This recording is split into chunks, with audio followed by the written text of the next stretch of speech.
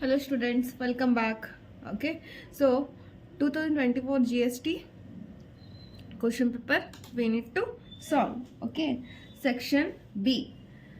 Answer any four of the following. Explain the various circumstances relating to cancellation of registration under GST law. Okay, next question number 3. From the following information, compute aggregate turnover. Interstate supply 6 lakh, intrastate supply 5 lakh 60,000, sound service supply 1 lakh 80,000. Next, inward supply on which GST is payable on reverse charge basis 5 lakh 25,000, exempted supply 2 lakh, zero rated supply 1 lakh 15,000. Okay, so this is the question, right? So in this question, what all need to consider for calculation of aggregate turnover? Okay, so interstate supply will take. Okay, next intrastate supply, that one also will take. Next, sound service supply will take. Okay, next, inward supplies on which GST is payable on reverse charge basis. So inward supply, reverse RCM is there, that is reverse charge mechanism, reverse charge basis is there, will not take. Next, exempted supply will take, zero rated supply will take. See, while calculating aggregate turnover, we need to take into consideration for calculation aggregate turnover what? In interstate supply, intrastate supply, export supply, zero rated supply as well as exempted supply will take. Okay, so this is the basic condition of for calculation of aggregate turnover. Inward supply, okay, and inward supply on reverse charge basis will not take. Okay, ಏನು ಮಾಡಿದೀವಿ ಇಲ್ಲಿ inward supply ತಗೊಂಡಿಲ್ಲ. Okay, so ಅದು ಅವಾಗಲೇ ಹೇಳಿದಾಗೆ interstate ತಗೋಬೇಕು, intrastate, exempted supply, okay, zero rated supply, next taxable supply. Okay, so ಇಷ್ಟು ನಾವು ತಗೊಂತೀವಿ. ಬಟ್ ಇನ್ವರ್ಡ್ ಸಪ್ಲೈ, ಓಕೆನಾ, RCM reverse charge mechanism basis or reverse charge basis or input supply, ಓಕೆನಾ, ಸೊ ಇವೆಲ್ಲ ಇರ್ತಾವಲ್ಲ, ಇವನ್ನ ನಾವು ಕನ್ಸಿಡರೇಷನ್ ಮಾಡೋಂಗಿಲ್ಲ ಅಗ್ರಿಗೇಟ್ ಟರ್ನ್ಓವರ್ ಕ್ಯಾಲ್ಕುಲೇಷನ್ ಮಾಡುವಾಗೆ. ಓಕೆನಾ, so first section B. Okay, so computation of aggregate turnover, particulars rupees. So particulars rupees are first interstate supply, how much is there? 6 lakh is there, right? So interstate supply 6 lakh. Next, intrastate supply 5 lakh 60,000. Next, intrastate supply 5 lakh 60,000. Next, sound service supply. So sound service supply, how much is there? 1 lakh 80,000. Sound service supply 1 lakh 80,000. Exempted supply 2 lakh and zero rated supply 1 lakh 15,000. Okay, so make a total, will get 16 lakh 55,000 is aggregate turnover. Okay, so ಇಲ್ಲಿ ಏನು ಮಾಡಿದ್ವಿ, ನಾ ಅವಾಗಲೇ ಹೇಳ್ದಂಗೆ ಏನೇನು ತೊಗೋಬೇಕು, so ಇಷ್ಟು ತೊಗೊಂಡು interstate supply, sound service supply, exempted supply, zero rated supply ಇಷ್ಟು ತೊಗೊಂಡ್ವಿ, ಇನ್ವರ್ಡ್ ಸಪ್ಲೈ ತೊಗೊಂಡಿಲ್ಲ. ಓಕೆ, ಸೊ ಟೋಟಲ್ ಮಾಡಿದ್ರೆ ನಮ್ಗೆ ಏನು ಬರುತ್ತೆ, aggregate turnover 16 lakh 55,000 is aggregate turnover. Okay, moving to next question. Question number 4. Nayak and Company Chartered Accountants Hubli audited books of accounts Ruchi Company Goa on 20th 12 2022. The invoice for rupees 1,20,000 was issued on 31st 1 2023. Ruchi Company issued check for rupees 1,20,000 on 9/1 2023. State the time of supply. Okay, this is the question. Let us see the question now. Nayak and Company Chartered Accountants Hubli audited books of accounts Ruchi Company Goa on 20th 12 2022. They are given, right? So Nayak and Company Chartered Accountants. So this company audited books of accounts of Ruchi Company where Goa. When they have audited 20th 12 2022. ಯಾವಾಗ audit ಮಾಡಿದ್ರು ಅವರು? 20th 12 2022. That is ಏನದು, date of provision of services. Provision of service ಅಂದರೆ ಸರ್ವೀಸಸ್ಸನ್ನು ಯಾವಾಗ deliver ಮಾಡಿದ್ದಾರೆ, okay, R ಸರ್ವೀಸಸ್ಸನ್ನು ಯಾವಾಗ supply ಮಾಡಿದ್ದಾರೆ, ಅದಕ್ಕೇನಂತ ಕರಿತೀವಿ, date of provision of services ಅಂತ ಹೇಳಿ ಕರಿತೀವಿ. ಓಕೆನಾ, so date of provision of service to 20th 12 2022. The invoice for rupees 1,20,000 was issued on 31st 1/2023. So what is, which date it is? Invoice, that is date of invoice issued. Okay, date of invoice issued ಯಾವಾಗ 31st 1/2023. ಓಕೆನಾ. So ಅದಕ್ಕೆ ಇಲ್ಲಿ ನೋಡ್ರಿ, date of invoice ಎಷ್ಟು 31st 1/2023. And next Ruchi company issued check for rupees 1,20,000 on 9/1/2023. That is date of payment. Okay, so date of payment to 9/1/2023. Date of provision of service ಎಷ್ಟು ಹೇಳಿದೆ? 20/12/2022. ಓಕೆನಾ. So ಇಲ್ಲೇನೈತಿ, first ನಾವೇನು information ಬರ್ಕೊಂಡ್ವಿ, that is date of provision of service, ಅಂದರೆ service ಯಾವಾಗ delivery ಆಗೈತಿ ಅಥವಾ ಸರ್ವಿಸ್ ಯಾವಾಗ ಸಪ್ಲೈ ಆಗಿದೆ, ಅದಕ್ಕೆ date of provision of service ಅಂತ ಹೇಳಿರ್ತಾರೆ, 20/12/22. ನೆಕ್ಸ್ಟ್ ಡೇಟ್ ಆಫ್ ಪೇಮೆಂಟ್ ಯಾವಾಗ? 9/1/2023, 9/1/2023. Next date of issue of invoice or date of invoice ಎಷ್ಟು ಕೊಟ್ಟಿದ್ದಾರೆ? 31st 1/2023. ಸೊ ಇದ್ರೊಳಗೆ ರೂಲ್ಸ್ ಇದೆ. ಏನಪ್ಪ ರೂಲ್ಸ್ ಅಂದ್ರೆ, ಫಸ್ಟು ಏನು ಮಾಡ್ಬೇಕು ನಾವು, date of provision of services ಯಾವಾಗ ಇಶ್ಯೂ ಆಗೈತಿ, ಯಾವಾಗ ಆಗೈತಿ? 20th 1/2022. ಅಂದರೆ ಎಕ್ಸಾಕ್ಟು ಪ್ರೊವಿಷನ್ ಆಫ್ ಸರ್ವಿಸ್ ಯಾವಾಗ 20th 1/2022 ಆಗಿದೆ ಅಲ್ಲ. So exact 30 days time limit ಇರ್ತೈತಿ. ಓಕೆನಾ. ಸೊ ಆ 30 ಡೇಸ್ ಒಳಗೆ date of issue of invoice ಆಗಿರಬೇಕು. ಅಂದರೆ ಆ ಎಕ್ಸಾಕ್ಟ್ 30 ಡೇಸ್ ಒಳಗೆ, 30 ಡೇಸ್ ದಾಟಬಾರ್ದು. ಓಕೆನಾ. 30 days or less than 30 days ಒಳಗೆ ಏನು ಅವರು ಇನ್ವಾಯ್ಸನ್ನು ಇಶ್ಯೂ ಮಾಡೋಕೆ, ಯಾವಾಗ? ಪ್ರೊವಿಷನ್ ಆಫ್ ಸರ್ವಿಸ್ ಆದಮೇಲೆ. ಓಕೆನಾ. ಸೊ ಇಲ್ಲಿ ನೋಡಿರಿ, ಡೇಟ್ ಆಫ್ ಇನ್ವಾಯ್ಸ್ ಎಷ್ಟು ಯಾವಾಗ ಇಶ್ಯೂ ಮಾಡ್ಯಾರ? 31/1/2023. ಓಕೆ, 30 ಡೇಸ್ ಒಳಗೆ ಇಶ್ಯೂ ಮಾಡಿದರೆ ಅವಾಗ ಏನಾಗ್ತೈತಿ? ರೂಲ್ ಚೇಂಜ್ ಆಕೈತಿ. 20/12/2022 ಅಂದರೆ ಎಕ್ಸಾಕ್ಟ್ 30 ಡೇಸ್ ಯಾವಾಗ ಆಗ್ತೈತಿ? 20th 1/2023ಗೆ 30 ಡೇಸ್ ಆಗ್ತೈತಿ. ಬಟ್ ಇಲ್ಲಿ ಯಾವಾಗ ಇನ್ವಾಯ್ಸ್ ಇಶ್ಯೂ ಆಗೈತಿ? 31st 1/2023, ಅಂದರೆ 10 ಡೇಸ್ ಲೇಟ್ ಆಗೈತಿ. ಓಕೆನಾ. ಸೊ ಅಂದರೆ ಮೋರ್ ದೆನ್ ಏನ್ರಿ, ಪ್ರೊವಿಷನ್ ಆಫ್ ಸರ್ವಿಸ್ ಆದಮೇಲೆ ಮೋರ್ ದೆನ್ 30 ಡೇಸ್ ಆದಮೇಲೆ ಏನು ಮಾಡ್ಯಾರ? ಇನ್ವಾಯ್ಸನ್ನು ಇಶ್ಯೂ ಮಾಡ್ಯಾರ. ಸೊ ಅವಾಗ ಯಾವ ರೂಲ್ ಅಪ್ಲೈ ಆಗುತ್ತೆ ಅಂದರೆ, ಅವಾಗ ಯಾವ ರೂಲ್ ಅಪ್ಲೈ ಆಗ್ತೈತೆ ಅಂದರೆ, ಇಲ್ಲಿ ನೋಡಿ, date of provision of service, okay, date of payment, ಇದ್ರ ಒಳಗೆ ಯಾವ್ದು ಅರ್ಲಿಯರ್ ಅಲ್ಲ ಆ ರೂಲ್, ಅದನ್ನು ನಾವು ಟೈಮ್ ಆಫ್ ಸಪ್ಲೈ ಅಂತ ಕನ್ಸಿಡರ್ ಮಾಡ್ತೀವಿ. ಯಾವಾಗ 30 ಡೇಸ್ ಒಳಗೆ ಇನ್ವಾಯ್ಸನ್ನು ಇಶ್ಯೂ ಮಾಡೋದಿಲ್ಲ.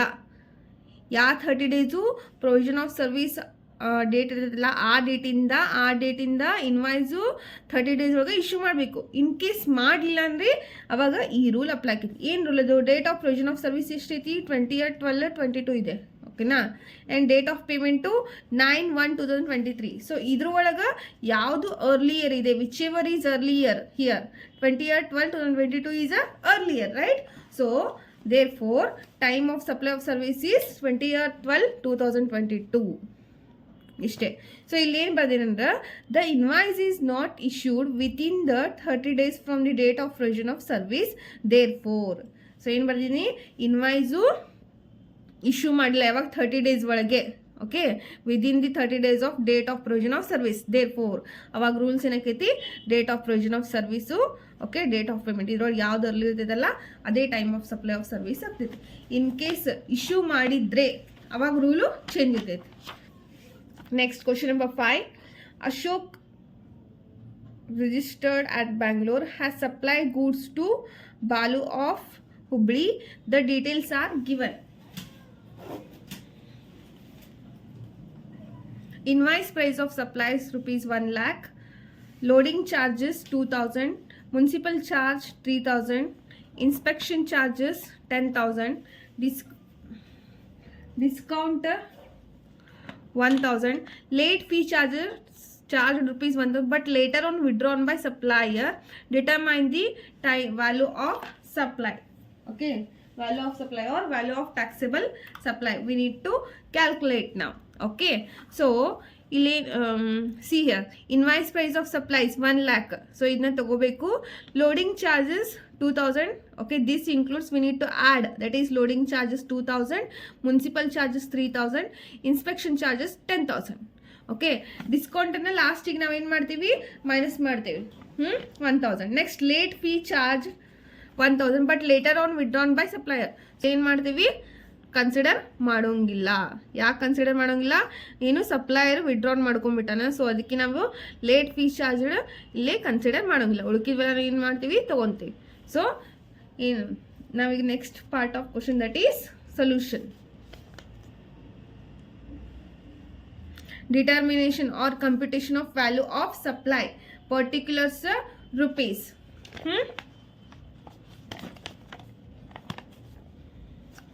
So first, invoice price of supplies. ಎಷ್ಟಿದೆ invoice price of supplies? 1 lakh ಇದೆ. ಓಕೆನಾ? Next add loading charges. So ಆವಾಗಲೇ ಹೇಳಿದಾಗೆ ಲೋಡಿಂಗ್ ಚಾರ್ಜಸ್ ಎಷ್ಟು 2000. Next municipal charges 3000. Okay, so municipal charges 3000. Next, inspection charges. Inspection charges how much? 10,000 is there. So inspection charges 10,000. Next, so we'll get make a total late fee andre tagolala helidini. Okay na, 2000 3000 plus 10,000 we'll get 15,000. So idಕ್ಕೆ add ಮಾಡಿದ್ರೆ ಎಷ್ಟು ಬರುತ್ತೆ? 1,15,000 will get. Next, less discount. How much is the discount here? See here, discount how much is there? 1,000 is there. Sorry, so discount 1,000 will get value of taxable supply. So 1,15,000 minus 1,000, 1,14,000 is value of taxable supply.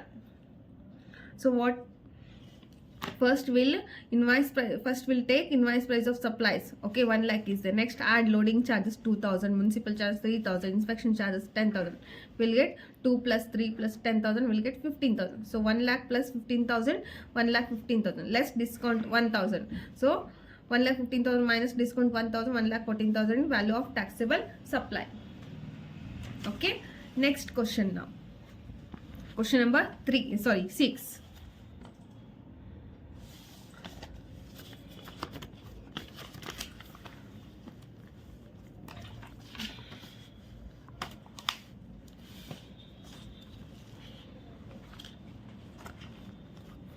Next, question number 6.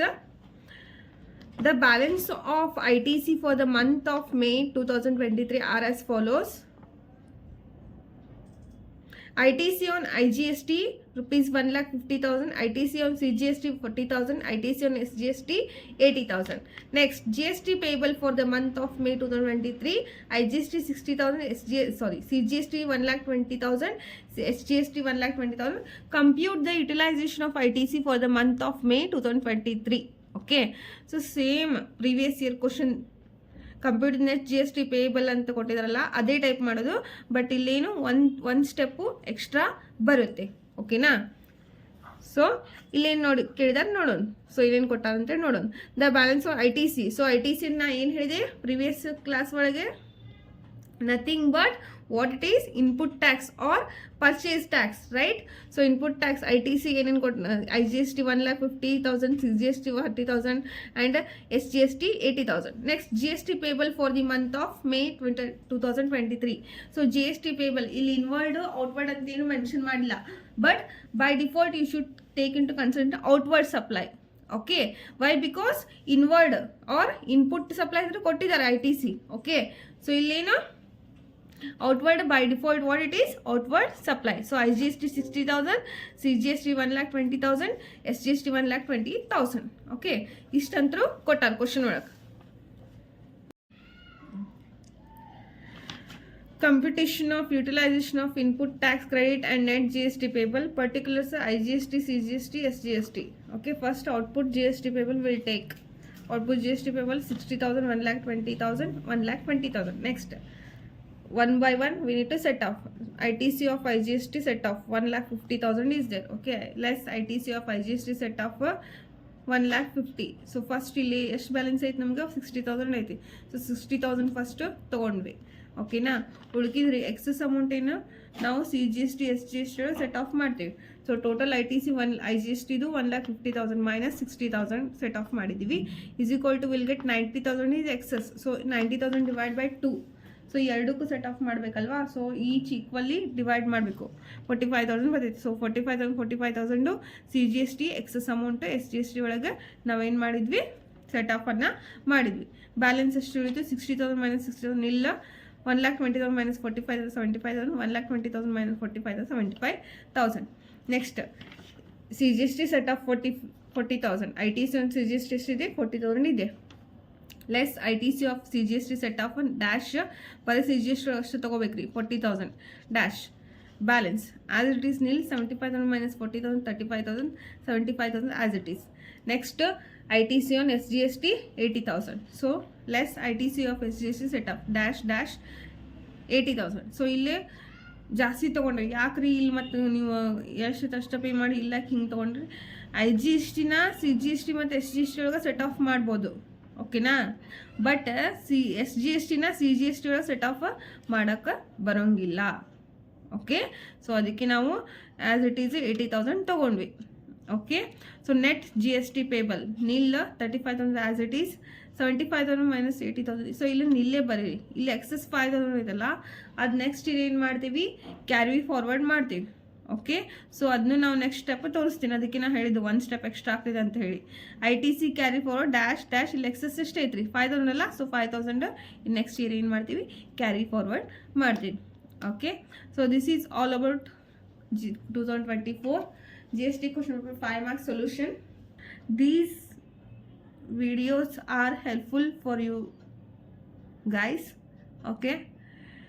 If you want some more different kinds of video, whatever you need for your examination purpose, as we know from January 7, right?